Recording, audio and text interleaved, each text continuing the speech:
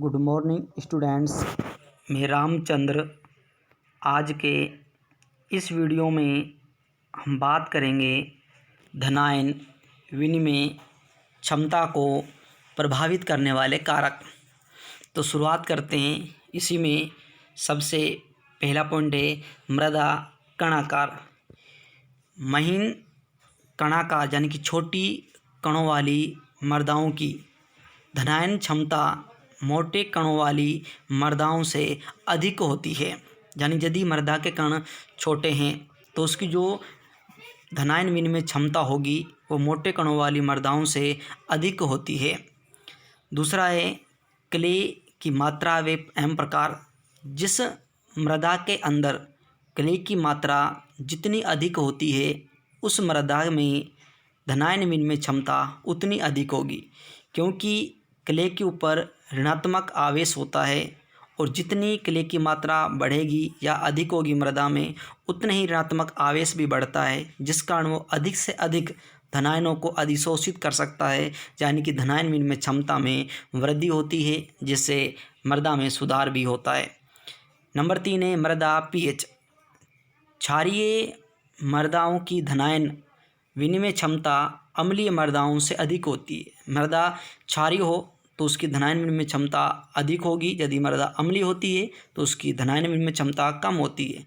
PH में वृद्धि के साथ साथ आयनित आयनों की संख्या में वृद्धि होती है। यदि पीएच का मान बढ़ता है, पीएच के मान में वृद्धि होती है तो आयनित जो आयनों की संख्या है उसके अंदर भी वृद्धि होती चली जाती, जो मृदा सुधार में योगदान देता है।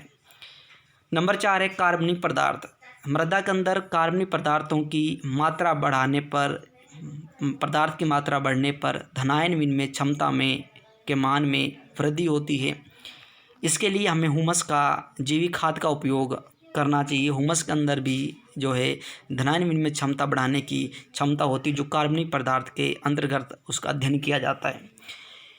यदि हम देखें कि हुमस की धनायन विनिमय क्षमता है वो 200 सेंटीमोल प्रति किलोग्राम होती है। ये बहुत अधिक क्षमता है हुमस की, जो धनायन को अधिशोषित करने की जो क्षमता है हुमस के अंदर वो 200 सेंटीमोल प्रति किलोग्राम होती है।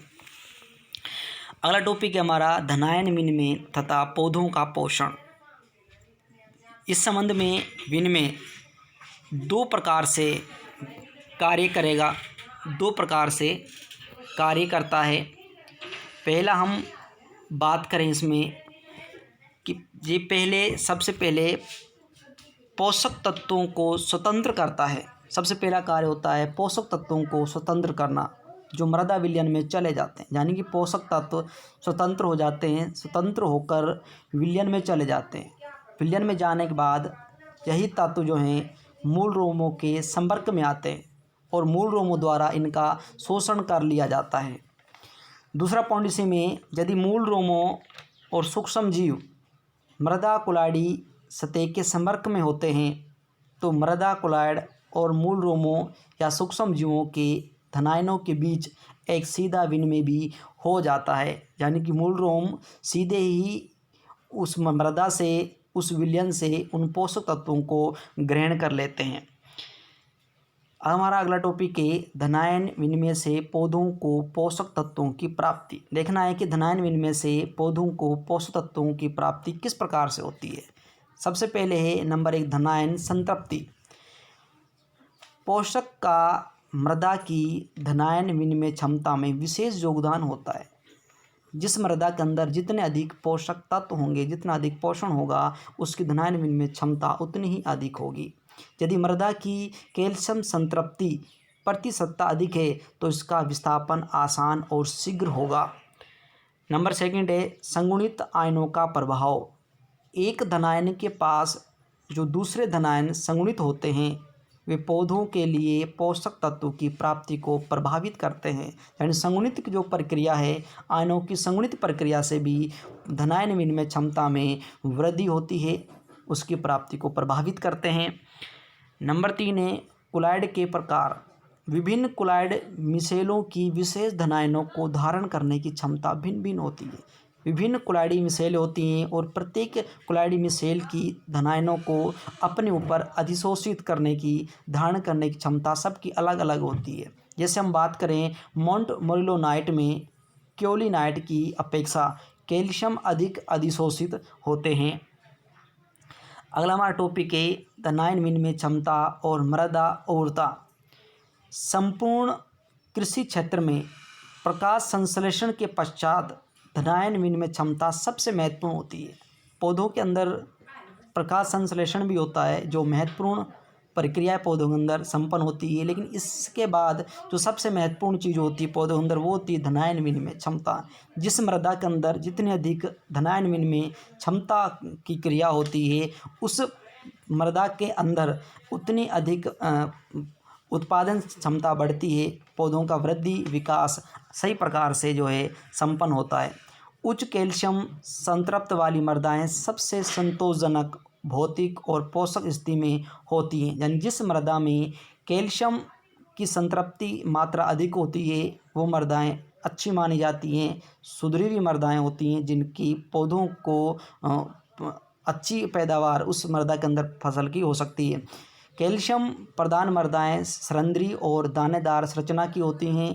कैल्शियम प्रधान मृदा में वातन और जल निकास जो है अच्छा होता है। बेस असंतृप्त मृदाओं में विनिमय हाइड्रोजन तथा एल्यूमिनियम के कारण अम्लता अधिक होती है। यदि बेस असंतृप्त मृदा हो जाए, संतृप्त होगी तो उस मृदा के अंदर कैल्शियम की मात्रा अधिक होगी जो मृदा को सुधारने का कार्य करती है, तो फसल का उत्पादन भी अच्छा होता है। यदि मृदा बेस असंतृप्त हो जाए तो उसके अंदर हाइड्रोजन तथा एल्यूमिनियम की मात्रा बढ़ती है जिस कारण मृदा अम्लीय होती है। इन मृदाओं में पौधों की वृद्धि अच्छी नहीं हो पाती। ऐसी स्थिति में जो है हमें चूने का प्रयोग किया जाता है। यदि मृदा अम्लीय हो जाए, मृदा के अंदर हाइड्रोजन और एल्यूमिनियम की मात्रा बढ़ जाए, मृदा अम्लीय हो जाती है तो उस मृदा के सुधार के लिए हमें उस मृदा में चूने का प्रयोग किया जाता है, जिससे मृदा में सुधार होता है। जब विनिमय सोडियम की कुल विनिमय धनायनों की 10 से 15% से अधिक होती है तो मृदा क्षारीय होती है, तो ऐसी मृदाओं का पीएच मान जो 8 से अधिक होता है। हमारा अगला टॉपिक है मृदा का प्रतिशतता बेस संतृप्ति। तो सबसे पहले हम इसमें इसकी परिभाषा की बात करेंगे। तो परिभाषा होती है कोलाइडी संकीर्ण पर अधिशोषित विनिमय भस्मों की प्रतिशत मात्रा को ही प्रतिशत बेस संतृप्ति कहते हैं। बेस संतृप्ति को हम निम्न सूत्र से इसकी गणना कर सकते हैं। तो सूत्र होता है बेस संतृप्त, हम इसका सूत्र का अध्ययन करेंगे। सूत्र होता है कि इसका बेस संतृप्त सूत्र होगा कि कुल भस्मों की विनिमयशील भस्म बटे में धनायन विनिमय क्षमता इंटू 100। हम इस सूत्र को इस प्रकार से भी लिख सकते हैं। यहाँ पे हम इसको इस प्रकार से दिखा सकते हैं, या लिख सकते हैं V बराबर 100S/T। यहाँ हम V का अर्थ निकालें तो V का अर्थ होता है प्रतिशत बेस संतृप्ति, S का अर्थ होगा कुल विनिमयशील भस्म और T का अर्थ होता है धनायन विनिमय क्षमता। तो इस सूत्र के द्वारा हम जो है बेस प्रतिशतता बेस संतृप्ति को ज्ञात कर सकते हैं। अगला हमारा टॉपिक है बेस संतृप्त मृदा। परिभाषा देखें कि वह मृदा जिनके कोलाइडी संकीर्ण विनिमय कैल्शियम आयनों से परिपूर्ण होते हैं भस्म संतृप्त मृदा कहलाती है। अगली परिभाषा है भस्म असंतृप्त मृदा। जब संतृप्त मृदा में कैल्शियम आयनों की कमी आ जाती है तो मृदा में को भस्म असंतृप्त मृदा कहते हैं। सीधा अर्थ है कि दोनों परिभाषाओं को पढ़ने के लिए हमें यदि कैल्शियम की मात्रा बढ़ती है, मृदा में कैल्शियम भरपूर मात्रा में होता है तो उसे भस्म संतृप्त मृदा कहते हैं। यदि उसी मृदा के अंदर कैल्शियम आयनों की संख्या कम हो जाए तो उसे भस्म असंतृप्त मृदा कहा जाता है। हमारा लास्ट टॉपिक है आयन विनिमय का महत्व देखें। पौधों को पोषक तत्वों की प्राप्ति व अप्राप्ति को प्रभावित करता है। तो आयन विनिमय पर जो है पोषक तत्वों की प्राप्ति व अप्राप्ति को भी प्रभावित करने का कार्य करता है। नंबर 2 है ये कोलाइडी क्ले पर